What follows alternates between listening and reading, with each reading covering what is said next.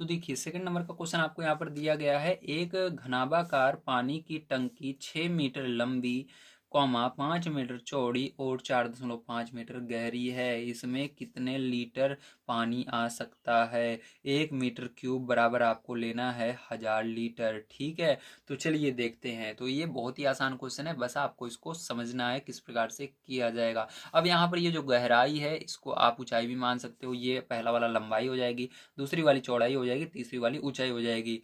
इसका एग्जाम्पल मैं आपको समझाता हूँ। जैसे कोई कुआं है, अगर आप कुएं को ऊपर से देखते हो तो आप कहोगे कितना गहरा है। जब आप उस कुएं में उतर जाते हो नीचे और नीचे से ऊपर की ओर देखते हो तो कहोगे कितना ऊंचा है। ठीक है, तो इसलिए गहराई और ऊंचाई बराबर होती है, आप गहराई को ऊंचाई लिख सकते हो। तो चलिए अब इस क्वेश्चन को करते हैं, ध्यान से आप इसको समझेंगे। तो यहाँ पर पहले जो हम लिखेंगे दिया है, ठीक है,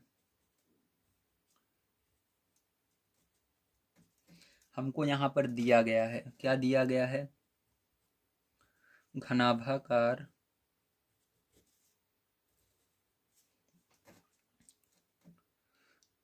घनाभाकार पानी की टंकी। जो हमारी टंकी है कैसे है? घन के आकार की है, इसका मतलब घनाभाकार। ठीक, घन के आकार की टंकी है जिसके अंदर हमको दिया गया है लंबाई। लंबाई दी गई है प्यारे बच्चों आपको, ठीक है, कितनी दी गई है? 6 मीटर दी गई है। तो यहाँ पर लिखेंगे लंबाई बराबर 6 मीटर, कॉमा चौड़ाई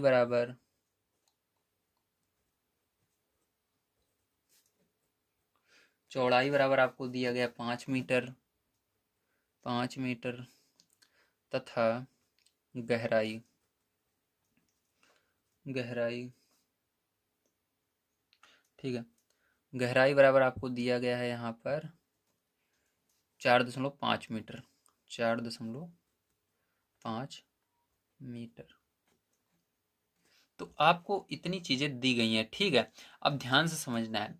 तो यहाँ पर हमको सारी चीज़ें पता लग गई हैं। लंबाई, चौड़ाई और गहराई को आप ऊंचाई भी कहते हो, ठीक है, गहराई और ऊंचाई बराबर होती है, तो ये ऊंचाई में भी मान सकते हो।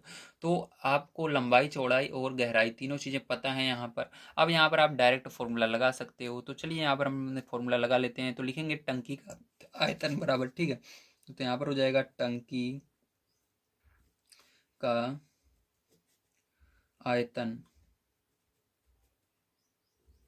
बराबर, तो आपको पता है फॉर्मूला क्या होता है?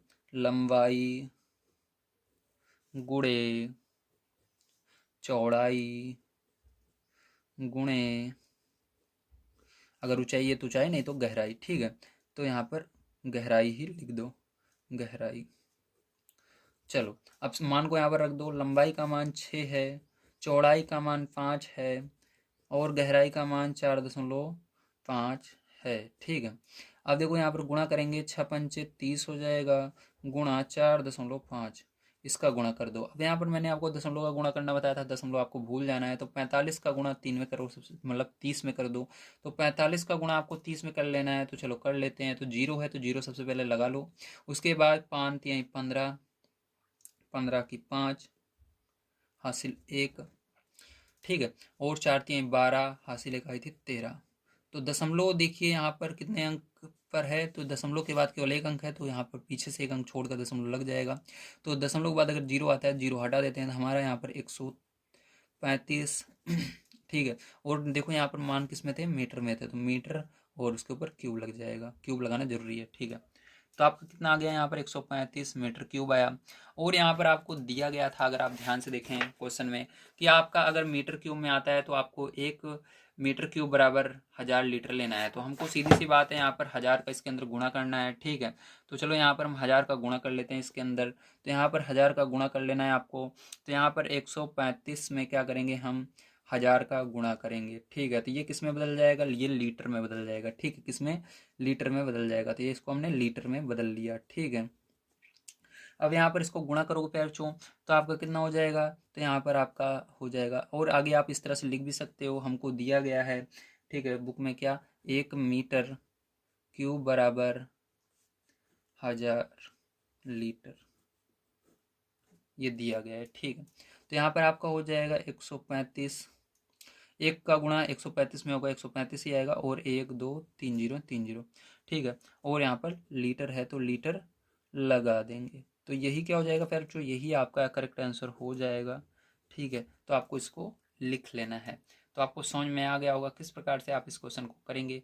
चलिए चलते हैं इसके बाद नेक्स्ट क्वेश्चन पर, देखते हैं क्या है और उसको भी करते हैं। लास्ट में आपको एक चीज़ और लिखना है, तो यहाँ पर चलिए लिख लेते हैं। तो आप यहाँ पर लिखेंगे, तो इस तरह से आप लिखेंगे, अतः टंकी में 1,35,000 लीटर पानी आ सकता है, ठीक है।